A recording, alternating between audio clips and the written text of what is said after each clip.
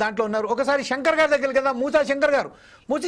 ప్రస్తుతం ఉన్న పరిస్థితులలో ఎన్నికల ఏదైతే వారికి సంబంధించిన సింబల్ ఉన్న ప్లీజ్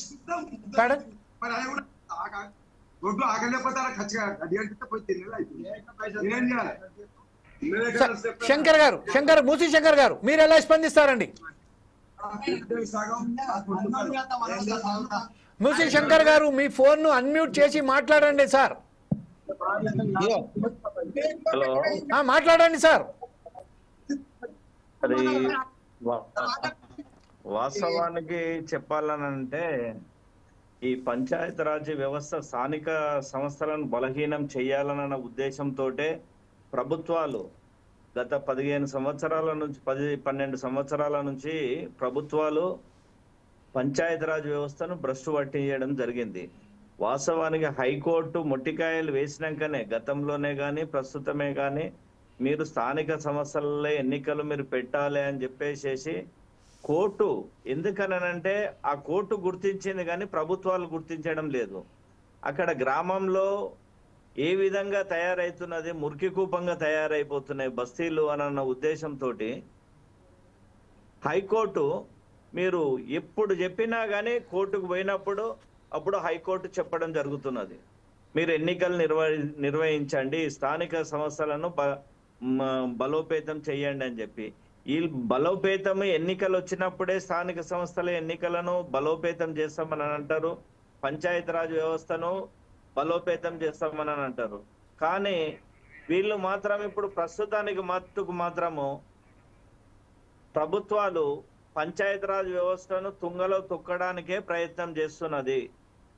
అదేవిధంగా ఇక్కడ ఆనుకొని ఉన్న గ్రామాలను సర్పంచ్ పంచాయతీ ఎన్నికలు పెట్టకుండా వీటిని విలీనం చేసుకుంటూ ఎక్కడ మున్సిపాలిటీకి కలుపుకుంటూ అదే హెచ్ఎం మన గ్రేటర్లో కలుపుతూ అవన్నీ కూడా తీసుకుంటున్నారు. అనంటే రెక్కాడితేనే డొక్కాడే గ్రామాలు ఏవైతే ఉన్నాయో, అంటే వ్యవసాయం మీద, కూలి పని మీద, ఇవన్నిటి మీద ఆధారపడే గ్రామాలు ఏవైతే ఉన్నాయో అవన్నిటిని కూడా దీంట్లో విలీనం చేసుకుంటున్నారు. దానికి కారణము వీరికి ప్రభుత్వానికి ఎవరు సలహాలు ఇస్తున్నారో ఏం కథనో గతంలో అదే విధంగా జరిగింది, ఇప్పుడు కూడా అదే విధంగా జరిగింది.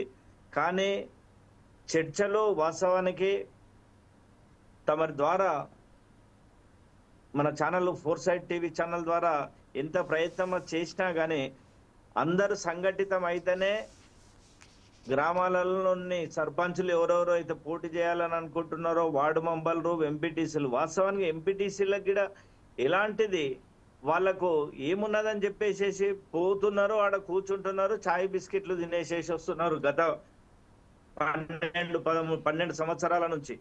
అంటే దానికి ఒక అసలు పంచాయత్ ఎంపీటీసీకి అసలు విలువ లేకుండా అయిపోయింది.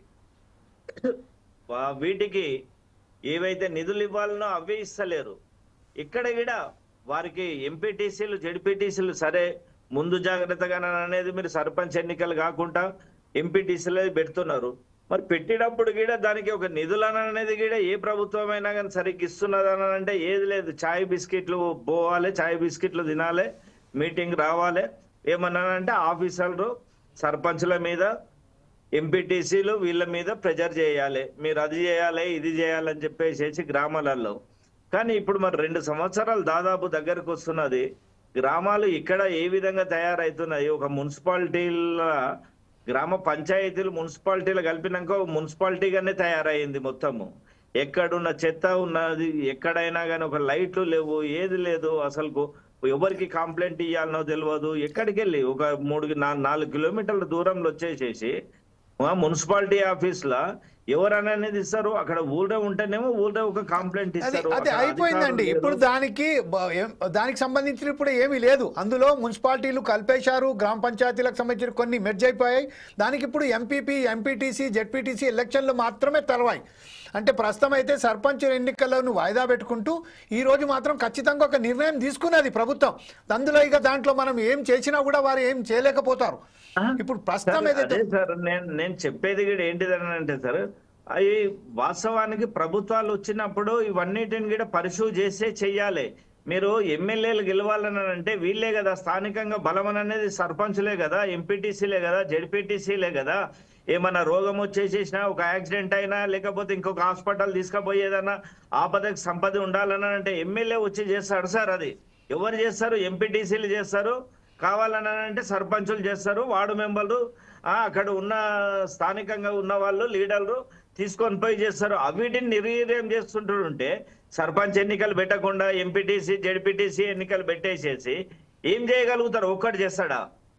ఆ వార్డులో ఉంటే ఒక 350 మందికి ప్రతినిధిగా ఉంటాడు కాబట్టి, ఒక వార్డు మెంబర్ ఉంటాడు కాబట్టి, ఒక సర్పంచ్ అనే వ్యక్తి ఉంటాడు కాబట్టి వాళ్ళ సాధక బాధకాలు అనేది అర్థమైపోతుంది. 2500 మందికి ఎంపీటీసీలను పెట్టేసేసి 2500 మందికి ఒక్క ఎంపీటీసీ చూసుకుంటాడా? 2 ఏళ్ళు కావస్తున్నది. ఏది గవర్నమెంట్ వచ్చి 2 ఏళ్ళు కావస్తున్నది. ఇప్పటి మట్టుకు కూడా వీటి గురించి పట్టించుకోకపోతే ఏం స్థానిక సంస్థలను బలోపేతం చేస్తున్నారు సార్ వీళ్ళు?